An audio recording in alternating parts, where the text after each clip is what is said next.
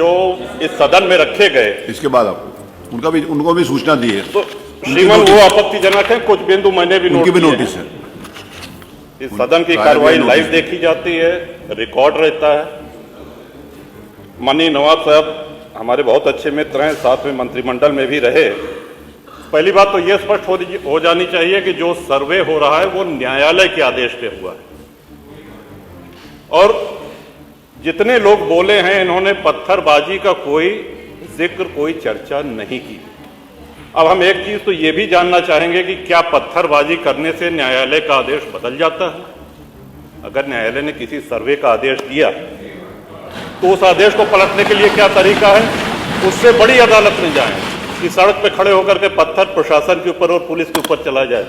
आज तक कभी प्रशासन का निर्णय, न्यायालय का निर्णय इससे बदला हो? तो दूसरा श्रीमान, पुलिस और प्रशासन के लोग जो घायल हुए हैं उनके प्रति किसी ने कोई पीड़ा, कोई चिंता व्यक्त नहीं करी।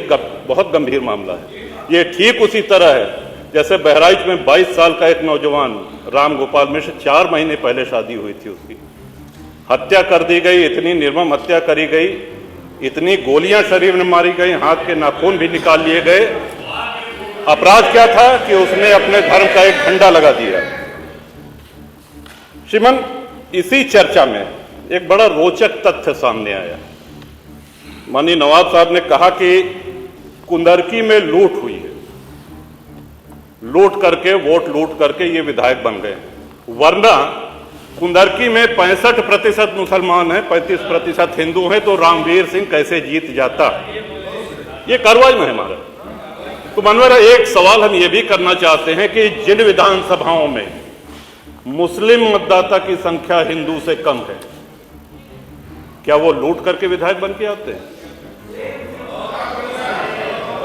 या क्या हिंदू बाहुल्य जो विधानसभाएं हैं वो मुसलमान को वोट नहीं देती? इस हिसाब से तो यही लगता है कि सबसे बड़ा आश्चर्य धरती का यही हो गया कि जब 65% मुस्लिम है तो हिंदू कैसे जीत गया? आज पहला दिन है इन लोगों का सदन में। हमने अनुरोध किया था जो नए सदस्य जीत के आए हैं कम से कम परिचय करा दें, हम लोग भी पहचान लें। हमारा कोई परिचय नहीं है रामवीर जी से, लेकिन वो निर्वाचित सदस्य हो चुके हैं, सदन के सम्मानित सदस्य हैं। उनका इस तरह से अपमान करना, उनको लुटेरा कहना, ये तो आपत्तिजनक है। और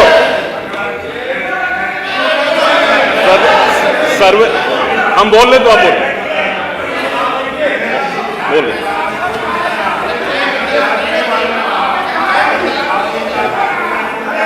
माननीय अध्यक्ष जी, 2 मिनट में अपनी बात समाप्त कर रहा हूं। 2 मिनट में अपनी बात समाप्त कर रहा हूं। हम लोगों ने भी बड़े धैर्य से सुना। तो इस सदन का एक क्राइटेरिया, एक मापदंड क्या ये तय मान लिया जाए कि जहां हिंदू अधिक है वहां हिंदू विधायक को ही जीतना चाहिए, मुस्लिम विधायक सिर्फ वहीं से जीतना चाहिए जहां मुस्लिम की आबादी 50% से अधिक है? अगर ऐसा नहीं हुआ तो ये मान लिया जाए कि वोटों की लूट हो रही है, या विधायक लुटेरा बन के वोट को लूट करके जीत करके आया है, बेईमानी से आया है। तो श्रीमान, ये तो इन शब्दों को कार्रवाई से हटाया जाना चाहिए। ये सदन के विधायक का अपमान है। और एक बात और कही गई कि सर्वे शांतिपूर्ण चल रहा था। एक हिंदू होने के नाते, एक सनातनी होने के नाते माननीय अध्यक्ष जी, हम तो ये कहते हैं कि न्यायालय किसी भी मंदिर पर सर्वे का अगर कोई आदेश करती है तो मैं नहीं समझता कि किसी भी सनातनी, किसी भी हिंदू को कोई आपत्ति होगी। हमने किसी के धर्मस्थल तोड़ के अपने धर्मस्थल नहीं बनाए। करें जहां करना हो सर्वे करें, हम कभी गुम्मा अद्धा नहीं चलाएंगे, हम पत्थरबाजी, हम न्यायालय के निर्णय का सम्मान करेंगे। तो शासन का काम, प्रशासन का काम तो न्यायालय के निर्णय को लागू कराना होता है। तो इसलिए माननीय अध्यक्ष जी, इस पे चर्चा कराई जाए।